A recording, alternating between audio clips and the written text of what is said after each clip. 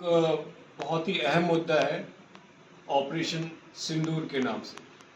जैसा कि आपको पता है कि पिछले महीने 22 अप्रैल को पहलगाम के अंदर एक बहुत ही निंदनीय, कायरपूर्णता, जो बर्बरता हुई है, इसमें धर्म पूछ करके हमारी बहनों की मांग का सिंदूर उजाड़ा गया, उसको लेकर के पूरे देश के अंदर, पूरे विश्व के अंदर सभी लोग निंदा कर रहे थे।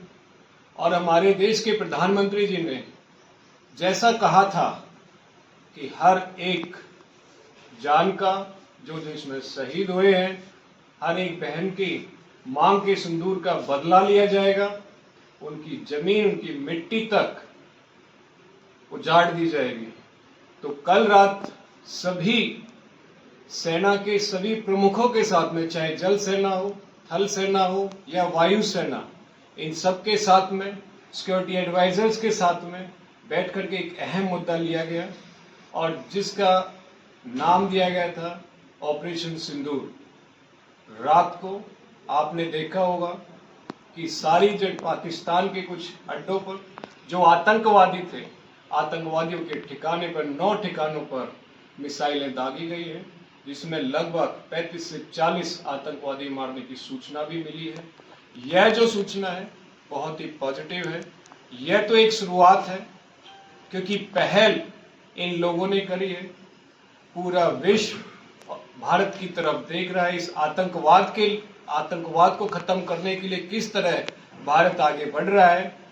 कहते हैं ना कि शुरुआत आतंकवादियों ने करी है, आतंकवाद को पनाह देने वालों ने करी है, और अंत इसका भारत करेगा, भारतीय सेना करेगी, तीनों सेना करेंगी। और यह माननीय प्रधानमंत्री नरेंद्र मोदी के नेतृत्व में हो रहा है, इतने स्ट्रांगली विजनरी। और मैं एक बात और कहना चाहता हूं कि देश के सभी पार्टियों के नेतागण भारत सरकार के इस फैसले के साथ में हैं। सभी माननीय प्रधानमंत्री के डिसीजन का इंतजार कर रहे हैं। जैसा कि कल आपने देखा है कि आज काफी जगह शाम के 4 बजे मॉक ड्रिल एग्जीक्यूट होगी। उसमें अलग अलग तरीके की एडवाइजरी जारी करे गए हैं। मैं आप सभी से अनुरोध करता हूं कि जो जिले नोटिफाइड नहीं है, ये मत समझना कि यह ड्रिल हमारे लिए नहीं है। इन केस अगर वॉर डिक्लेयर होती है तो सेफ्टी इज पैरामाउंट, सेफ्टी सबसे बड़ा कंसर्न है। तो इन सब चीजों के बारे में भी आपको पता होना बहुत जरूरी है। जैसा कि आपने देखा होगा, जो सेफ्टी एडवाइजरी आई है, जो जहां जो जिले नोटिफाइड हुए हैं, उन जिलों के अंदर शाम के 4 बजे से जो मॉक ड्रिल जो एग्जीक्यूट हुई है, पहले एक सायरन बजेगा। उस सायरन के तहत जो कि जितने भी जो आज जो ड्रिल हो रही है, सबसे पहले बच्चों और हमारे बुजुर्ग, इन सबको मानसिक से सब समझाना पड़ेगा। ये कोई वॉर नहीं है, ये एक मॉक ड्रिल है, ताकि उनको कोई पैनिक अटैक ना आए। साथ ही साथ सभी जिला प्रभारियों ने एक सेफ जोन भी डिक्लेयर कर रखा है। उसकी लोकेशन आपको पता होनी बहुत जरूरी है, जहां आपातकाल के समय सारी सुविधाएं, चाहे वो स्वास्थ्य को लेकर के हो, चाहे रहने को लेकर के हो, चाहे खाने की सामग्री को लेकर के हो, वो एक अपने घर के नियर बाय की जो एक आपातकाल के समय एक जगह सुनिश्चित की गई है, वो आपको पता होना बहुत जरूरी है। साथ ही साथ आपको अपने घर के बारे में भी पता होना बहुत जरूरी है कि घर में कौन सा कोना सेफ है।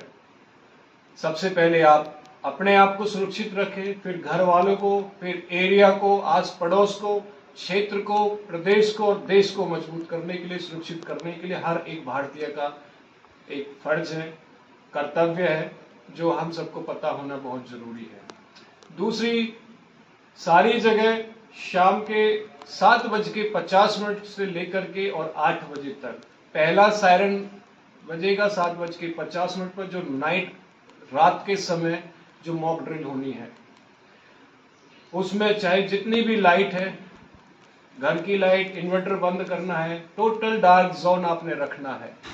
यह इसलिए करा गया है in case of actual war कि हमें क्या करना है, क्योंकि जब एयर स्ट्राइक्स होती हैं वो लाइट देखती है, उजाला देखते हैं, पॉपुलेशन एरिया देखते हैं, काफी हजारों हाइट के ऊपर वो चीजें नजर नहीं आती है।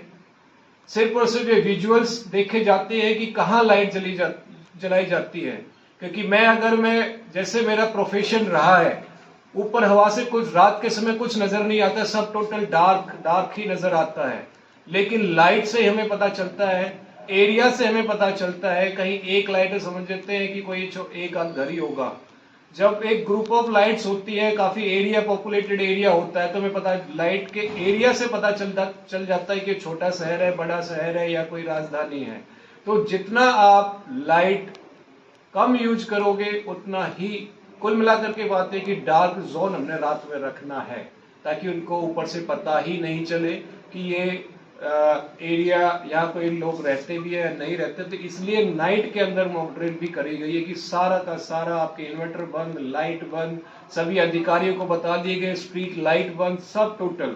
अगर मैं बात करूं जुलाना की, जुलाना के अंदर भी शाम के 7 बजे से लेकर के और 8 बजे तक 10 मिनट की नाइट मॉक ड्रिल होगी।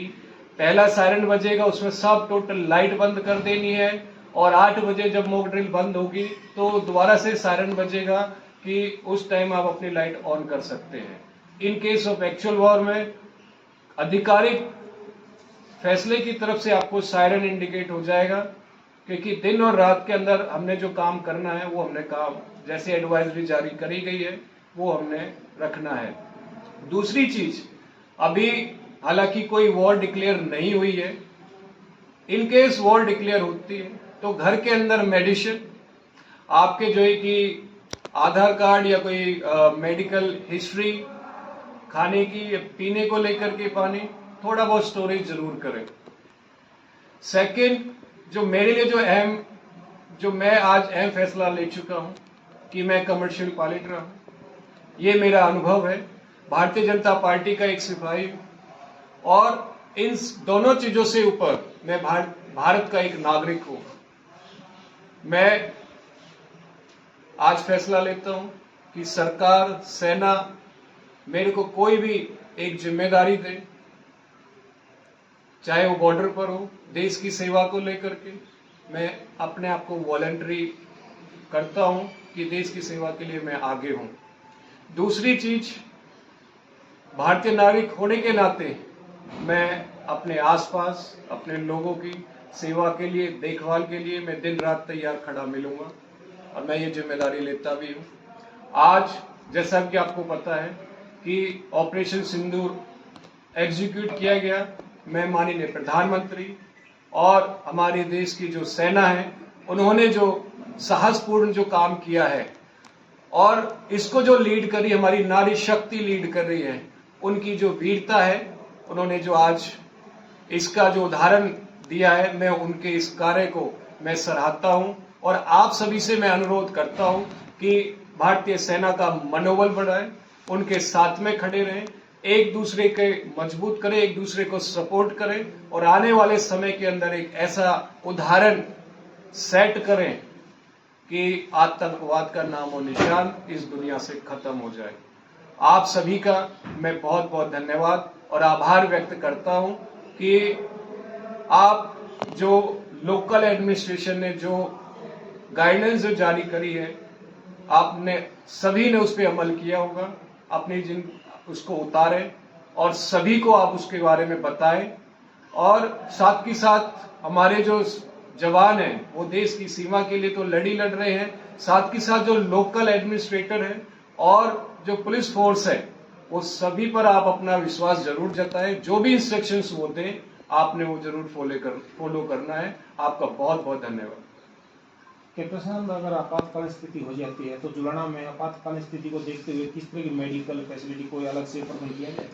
इस चीज को लेकर के अभी मीटिंग के बाद में माननीय एसडीएम महोदय के साथ में मैंने बैठना है, उनसे मैंने जानकारी लेनी है, और हालांकि मेरी एक बार फोन पे उनसे बात भी हुई है, वो सभी तैयार है, लेकिन एग्जीक्यूशन जो प्रोसीजर है वो जल्दी ही एग्जीक्यूट करके सबके सामने हम लोग वो रखेंगे भी।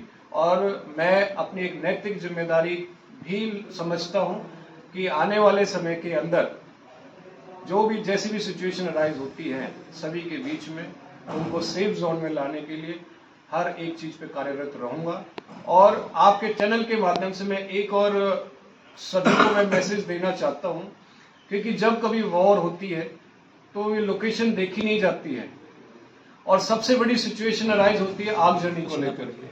हमारे जुलाना और पूरे अगर मैं बात करूं पूरे हिंदुस्तान की मैं बात करूं लगभग ग्रामीण क्षेत्र है। हर गांव के लगभग 2 से 3 जोड़ है। ये मेरी अपना सुझाव है और सभी सरपंचों को, सभी मेंबर को, सभी प्रतिनिधि को मैं ये जरूर कहना चाहूंगा कि जोड़ के पास में चाहे पंप सेट हो, रेडीनेस जरूर करके रखे, पाइप जरूर बना करके रखे कि पाइप के बंडल, क्योंकि इमरजेंसी में वो सबसे दिक्कत होती है कि हम पाइप कहां से लेकर के आए। एक जगह जरूर रख लें इमीडिएटली इमरजेंसी में कि उस पाइप को जहां चाहे वहां यूज कर सके, पहली चीज। दूसरी चीज, जितनी भी मेडिकल फर्स्ट एड है, बैंडेज को लेकर के, ऑइंटमेंट जो आते हैं जो लगाने घाव वगैरह को लगा करके फर्स्ट एड, सभी सरपंचों की जिम्मेदारी मैं यह कहना चाहूंगा ये आप जरूर रखें अपने पास में। भगवान ना चाहे कि कोई वॉर हो, इन केस अगर आपातकालीन सिचुएशन बनती है तो प्रशासन भी आप तक नहीं पहुंच पाए तो कम से कम आप जब तक प्रशासन पहुंचे तब तक आप उन सबको फर्स्ट एड आप दे सके। तो ये चीजें आप अपने धरातल पर आप उस चीज को लेकर के आप खुद भी जिम्मेदारी उठे कि पाइप, पंप सेट, ये 2 चीजें और दवाई, ये दोनों चीजें जरूर रेडी करके रखे हर गांव में। धन्यवाद सर।